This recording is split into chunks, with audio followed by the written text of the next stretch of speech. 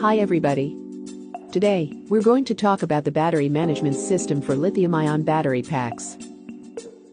It supports 8 to 16 cells in series from 24 volts to 48 volts nominal. Take the 16 cells in series, 48 volts, and 100 ampere PCB as an example.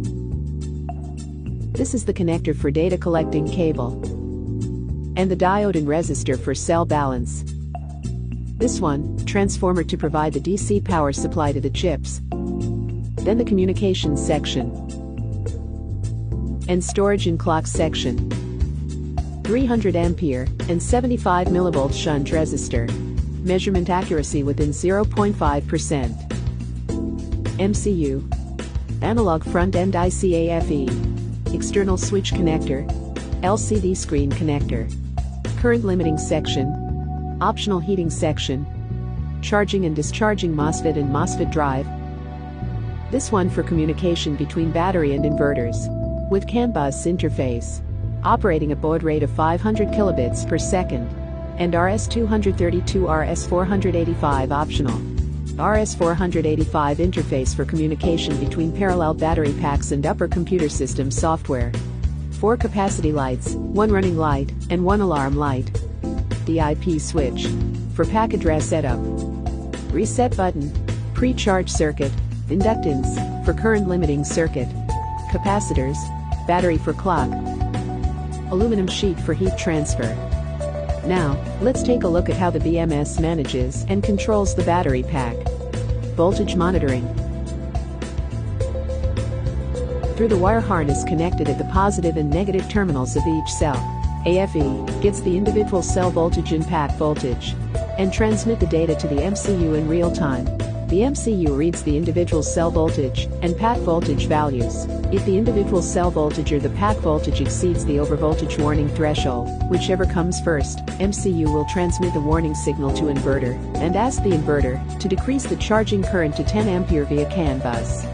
Then when the voltage exceeds the overvoltage protection threshold, the charging MOSFET will cut off, and the battery cannot be charged.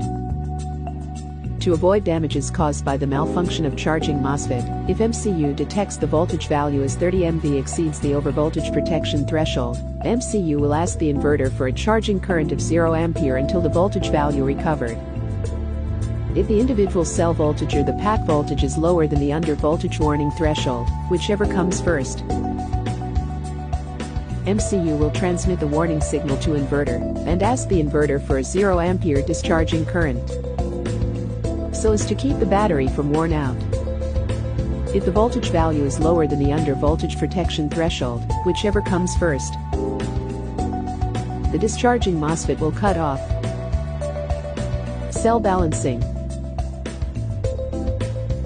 When charging, if an individual cell voltage value exceeds 3.35 volts, and the voltage difference of maximum voltage cell and minimum voltage cell exceeds 30 millivolts, MCU sends a control signal to AFE and turns on the cell balance switch, so that the power of the high voltage cell is dissipated in the resistor, and the charging can continue until all cells are fully charged. Temperature monitoring.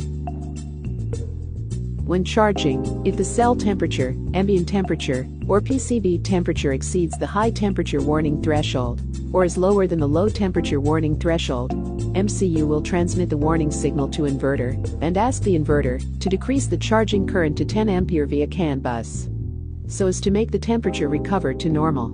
If the temperature continuously increases to the high temperature protection threshold or decreases to the low temperature protection threshold, the charging MOSFET will cut off, and MCU will still ask the inverter for a charging current of 10 ampere to make sure it's charging immediately when the temperature recovered. When discharging, if the cell temperature, ambient temperature, or PCB temperature exceeds the high temperature warning threshold, or is lower than the low temperature warning threshold, MCU will transmit the warning signal to inverter and ask the inverter for a 0 ampere discharging current. If the temperature continuously increases to the high temperature protection threshold, or decreases to the low temperature protection threshold, the discharging MOSFET will cut off. Remaining capacity monitoring. If the remaining capacity is lower than 9%, MCU will transmit the warning signal, with emergency light on, to the inverter through the CAN bus circuit, and ask for a 0 ampere discharging current from the inverter. If the remaining capacity is lower than 5%, MCU will transmit the warning signal, with both emergency lights on, to the inverter through the CAN bus circuit, and request for charging from the inverter. Current monitoring. BMS measures the current flow through the shunt resistor. When charging, if the current value exceeds the overcurrent warning threshold, BMS will transmit the warning signal to the inverter and ask the inverter to decrease the charging current to 10 ampere via CAN bus. If the current value exceeds the overcurrent protection threshold, the charging MOSFET will cut off, and the BMS still asks for a charging current of 10 ampere to make sure battery charging again when current recovers to normal.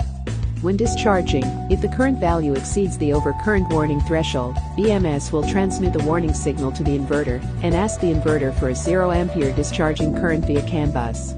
If the current value exceeds the overcurrent protection threshold, the discharging MOSFET will cut off, and the BMS still asks for a discharging current of 0 ampere to make sure battery discharges again when the current recovered to normal. Charging current limiting. When the active current limiting function was turned on, the current limiting MOSFET of BMS keeps connected, and the charging current will be limited to 10 ampere. And if passive current limiting turned on, when the charging current exceeds the overcurrent warning threshold, the current limiting MOSFET will be connected, and the charging current will be limited to 10 ampere. BMS will detect the charging current every 5 minutes to check if it is back to normal. If the charging current decreased and was lower than the overcurrent warning threshold, the charging current will recover to normal. Pre-charge. When connected with loads, BMS turns on the pre-charge function and charges the capacitor of loads for 1 second. The charging time can be configurable from 1 millisecond to 5,000 milliseconds. Then the charging and discharging MOSFET will be connected to avoid short circuit caused by a large current during startup. Battery monitor software. After connected successfully, the cell voltage, voltage difference, pack voltage, current flow, battery information and temperature, and battery status are listed at the home page. In the battery information section, the total capacity value is calculated at the first time when the battery pack completes a full charge cycle, and the nominal capacity is preset. Click the Upload Parameter menu. All the BMS parameters and the control switches can be edited and stored. Down the Canon 485 menus to choose the protocol that needed. Click the SN to get the battery serial number, which will be needed when applying for a warranty. Thanks for watching. Any questions or ideas, please leave a comment.